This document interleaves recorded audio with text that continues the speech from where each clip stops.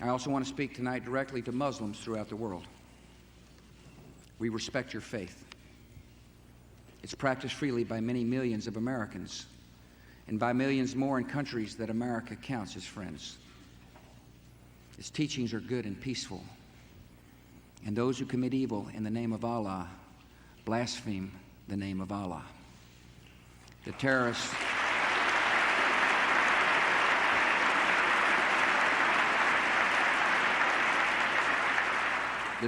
are traitors to their own faith, trying in effect to hijack Islam itself. The enemy of America is not our many Muslim friends. It is not our many Arab friends. Our enemy is a radical network of terrorists and every government that supports them.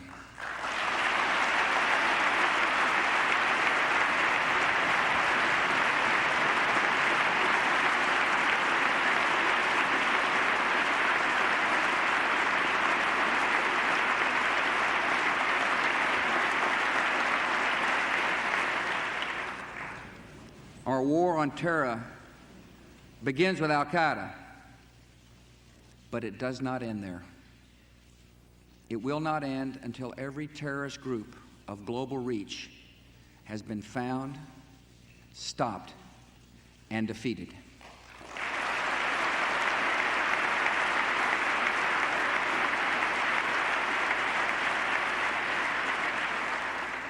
Americans are asking, why do they hate us?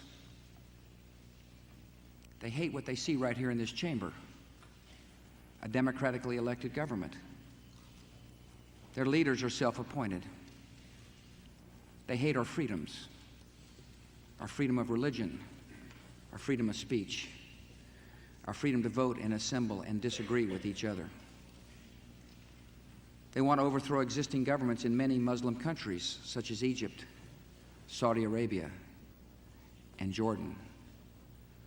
They want to drive Israel out of the Middle East.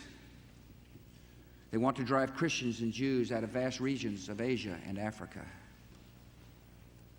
These terrorists kill not merely to end lives, but to disrupt and end a way of life. With every atrocity, they hope that America grows fearful, retreating from the world and forsaking our friends. They stand against us because we stand in their way.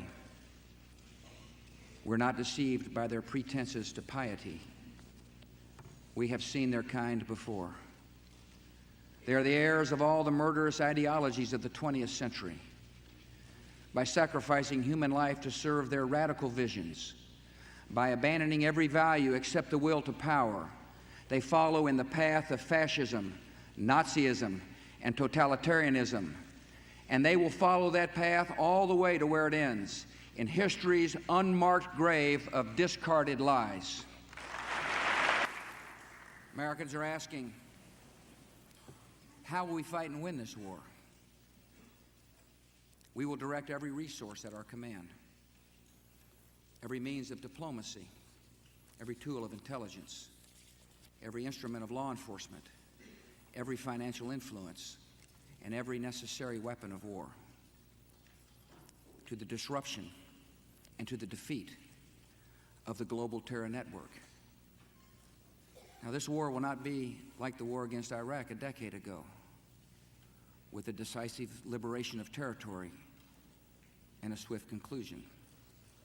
It will not look like the air war above Kosovo 2 years ago, where no ground troops were used and not a single American was lost in combat.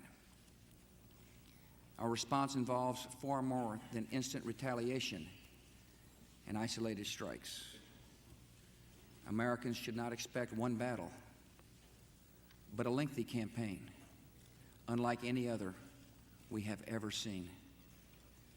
It may include dramatic strikes visible on TV and covert operations, secret even in success.